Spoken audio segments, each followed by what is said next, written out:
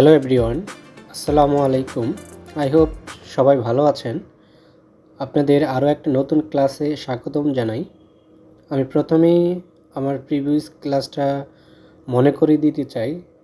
আমাদের প্রিভিয়াস ক্লাসের যে টপিকটা ছিল group, lock and height layout, অর্থাৎ আপনি একটা ড্রয়িং করলে বা একটা ডিজাইন করলে সেই ডিজাইনের অবজেক্টগুলো আপনি কিভাবে গ্রুপ করতে পারেন এবং সেই গ্রুপটা অথবা অবজেক্টগুলা কীভাবে লক করে এবং হাইড করে রাখতে পারেন, সেই টপিকটা নিয়েই আমরা গত পর্বে আলোচনা করেছিলাম। আপনারা যারা গত পর্বের ক্লাসটা এখনও দেখেন নাই, তারা গত পর্বের ক্লাসটা আমার ভিডিও ডিসক্রিপশনের লিঙ্ক থেকে দেখে নিতে পারেন।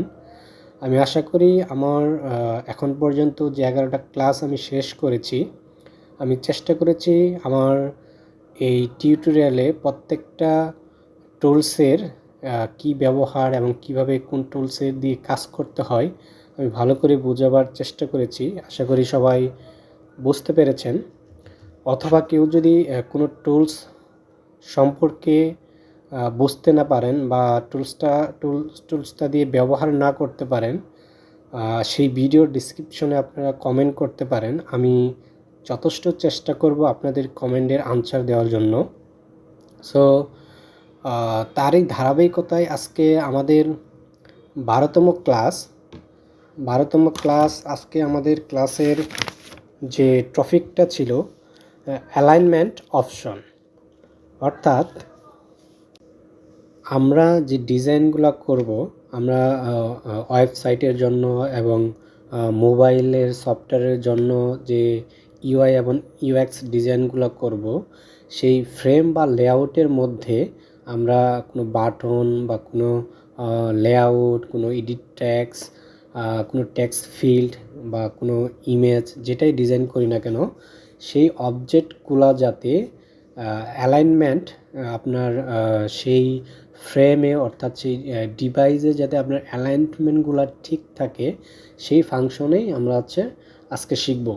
সো এই ফাংশনটা একটু ইম্পর্ট্যান্টও বলা যেতে পারে, কারণ আপনার আপনি যে ডিজাইনটা করবেন, সেই ডিজাইনটা যদি আপনার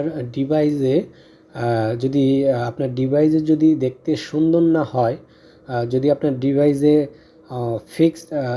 আপনার ডিজাইনে জিনিসগুলা কমফোর্টেবলভাবে ফুটে না ওঠে, তাহলে কিন্তু আপনার ডিজাইনটা সুন্দর দেখাবে না। সো অ্যালাইনমেন্ট অপশনটা খুবই ইম্পর্টেন্ট। ফর এক্সাম্পল, আপনি মোবাইল অ্যাপসের জন্য যখন আপনি ডিজাইন করবেন, তখন আপনার একটা মোবাইল ডিভাইসের সাইজ, অনেক রকমের কিন্তু মোবাইলের ডিভাইসের সাইজ রয়েছে। সো আপনি যখন একটা অ্যাপস ইউজ করবেন, সেটা শুধু একটা ডিভাইসের জন্য কিন্তু তৈরি করবেন না, আপনি বিভিন্ন রকমের সাইজের ডিভাইসের জন্য আপনার ডিজাইন তৈরি করবেন। সো সেই কথা মাথা রেখেই আপনার ডিজাইনটা তৈরি করতে হবে যে আমার ডিজাইনটা যাতে প্রত্যেকটা ডিভাইসে কমফোর্টেবলভাবে শো করে, অর্থাৎ অ্যালাইনমেন্টগুলো অটোমেটিকলি নিয়ে নেয়। দেখা গেল আপনি বড় ডিভাইসের জন্য একটা বাটন তৈরি করছেন সেই সাইজ অনুযায়ী, কিন্তু ছোটো ফোনে যখন আপনার অ্যাপসটা চালু করতেছে, তখন কিন্তু আপনার বাটনটা সেই মোবাইলের স্ক্রিন থেকে বাইরে চলে গেছে, অর্থাৎ আপনার মোবাইলের স্ক্রিনে ভালোভাবে সেট আপ করতেছে না। বিকজ আপনার আপনি যে ডিজাইনটা করছেন, সেটা একটা ডিভাইসের উপরে, আপনি একটা সাইজের উপরে ডিপেন্ড করে আপনার ডিজাইনটা করছেন। So alignment is very important. তো আমরা আজকে সেই অ্যালাইনমেন্ট অপশন নিয়েই কাজ করব। তো আমি আমার সফটওয়্যার ডিফল্টে কিছু ডিজাইন করে নিয়েছি। আপনারা এটা আগে এই রেক্ট্যাঙ্গেলগুলা ডিজাইন করে নেবেন।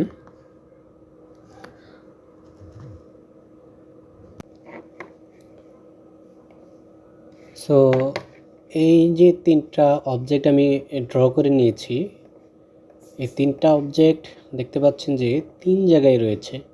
হ্যাঁ, আপনার এই রাইট সাইডে যে প্রপার্টিসটা আছে, এই প্রপার্টিসে আপনি এখানে কিছু অপশন দেখতে পাচ্ছেন। এই অপশনগুলো কিন্তু এখন হাইটেবল আছে, অর্থাৎ হাইট করা আছে, কাজ করবে না। আপনি যখন একটা অবজেক্টকে সিলেক্ট করবেন, এখানে কিন্তু আমি কোনো ফ্রেম অ্যাড করি নাই, যার কারণে আমি যদি এটা তো অনেক বড় ওয়ার্ক স্পেস, এই স্পেসে আপনি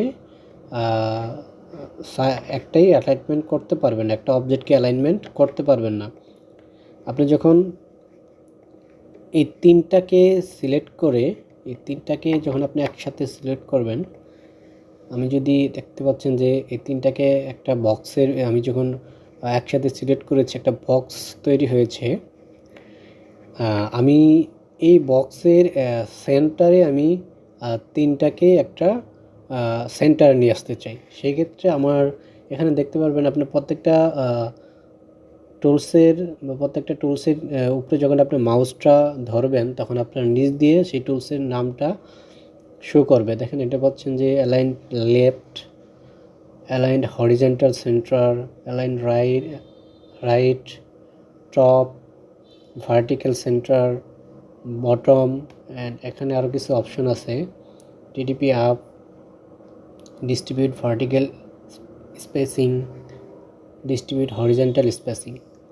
আপনি প্রত্যেকটা জিনিসের এখানে নাম শো করতে দেখতে পাচ্ছেন, অর্থাৎ নাম দেখলে আপনি বুঝতে পারবেন যে কোন টুলসের কি কাজ। এখন আমি যে এখানে বক্স, এই তিনটাকে সিলেক্ট করে একটা বক্স আকার ধারণ করেছে, আমি এখন এই বক্সের সেন্টারে যদি তিনটাকে আনতে চাই, আমার জাস্ট এই টুলসটার উপরে ক্লিক করলেই আমার তিনটা তার সেন্টারে চলে আসবে।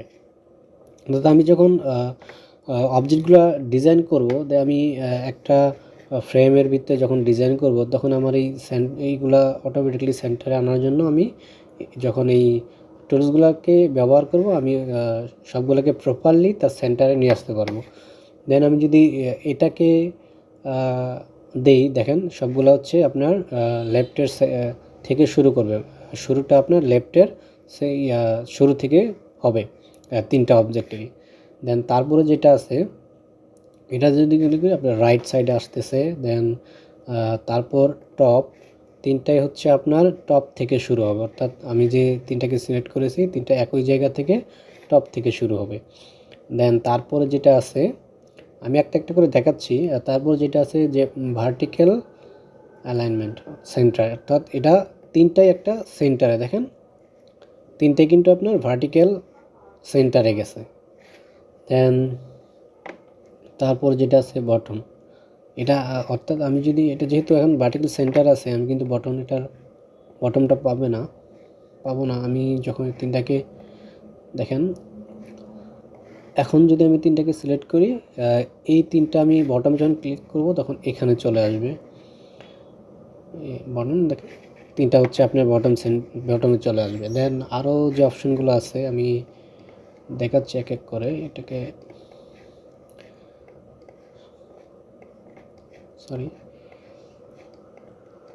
দেন আমি তিনটাকে সিলেক্ট করে নেব।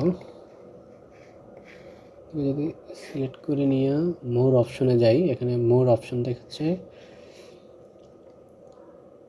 টিডিএফ যদি দেই, আপনার এটার এই টিডিএফ হচ্ছে আপনার প্রত্যেকটা, যেমন এই তিনটার ভিতরে স্পেস যে গ্যাপটা থাকবে, এই গ্যাপটা হচ্ছে আপনার সমান করে দিবে। যেমন এখানে আছে কত 90, আপনার এখানেও আছে 90, অর্থাৎ এই তিনটার ভিতরে মাঝে যে গ্যাপটা থাকবে এই গ্যাপটা অটোমেটিকলি সমান করে নেবে। এটা আমার আমি যখন অনেকগুলা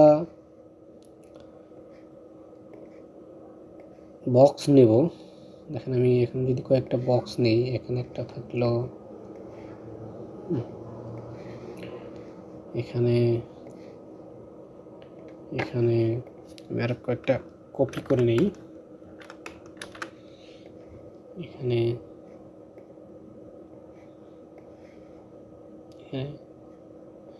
এখন এগুলা যদি আমি সিলেক্ট করে এখান থেকে এই অপশনটা ক্লিক করি, দেখবেন সবগুলা হচ্ছে আমার সমান স্পেস নিয়ে নিবে।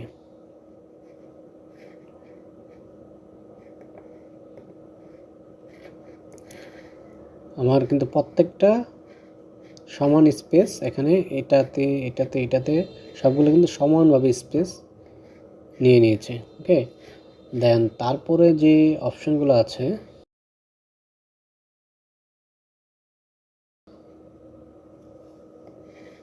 দেন তারপরে যে অপশনগুলো রয়েছে, আমি যদি প্রত্যেকটা দেখেন আমি এগুলাকে এখানে সরিয়ে নেই, অর্থাৎ আমি এটাকে যদি আমি ভার্টিক্যালি স্পেস দিতে চাই, দেখবেন প্রত্যেকটা অবজেক্টের কিন্তু মাঝে যে গ্যাপটা সেটা সমানভাবে নিয়েছে। এখানে আরেকটা অপশন আমি আপনাদের দেখাবো। দেখেন এখানে এই যে লাল চিহ্নটা আসতেছে, আপনি যখন এখানে ক্লিক করবেন এই অবজেক্টটা সিলেক্ট হয়েছে। আপনি যখন এই অবজেক্টটা যদি এখানে মুভ করে এখানে নিতে চান, তাহলে আপনার এখানে যে অবজেক্টটা আছে এটা অটোমেটিকলি কিন্তু তার এই জায়গায় চলে আসবে। দেখেন আমি এটাকে যদি লেফট বাটনে প্রেস করে এটাকে আমি যদি সিলেক্ট করলাম, লেফট বাটনে প্রেস করে এটাকে মুভ করে এই দেখতে পাচ্ছেন যে এটা এখানে চলে আসছে, এটা এখানে চলে আসছে। দেন প্রত্যেকটা জিনিসেরই আমি এটাকে যদি মুভ করে এই পাশে আনতে চাই, দেখেন এটা কিন্তু এখানে চলে আসছে। দেন এখানে এই হরিজেন্টাল যেটা স্পেসটা আছে, এই হরিজেন্টালটা হচ্ছে আপনি যখন হরিজেন্টালি অবজেক্টগুলো ড্র করবেন তখন হরিজেন্টালি সেই স্পেসটা সেম রাখতে পারবেন। দেন এখন আমি একটা ফ্রেমকে নিই, আমি একটা ফ্রেম যদি নেই, ফর এক্সাম্পল আমি এই ফ্রেমটা নিলাম, আমি এই ফ্রেমটা সিলেক্ট করলাম, আমি এটাকে এখানে নিয়ে আসলাম, এটাকে এখানে নিয়ে আসলাম, এটাকে এখানে নিয়ে আসলাম, দেন এটাকে এখানে নিয়ে আসলাম। এখন আমি এই চারটাকে যদি সেন্টারে আনতে চাই, যে এটা চারটাই সেন্টারে থাকবে, সেই ক্ষেত্রে আমার এই ফ্রেমটাকে সিলেক্ট করে আমি যদি এই হরিজেন্টালি সেন্টারেটকে সিলেক্ট করি, দেন সবগুলা কিন্তু আপনার হরিজেন্টালি যে সেন্টার আছে সেই সেন্টারে চলে আসছে। হ্যাঁ, দেন তারপর যদি আমি এটাকে এই ল্যাবটে নিতে চাই, অর্থাৎ এই শুরু থেকে তার প্রত্যেকটা হচ্ছে অবজেক্টের যে শুরুর ইটা আছে, আপনার পার্টটা আছে, এটা এখান থেকে এই লেফট সাইড থেকে শুরু হবে। যদি এটা ক্লিক করি,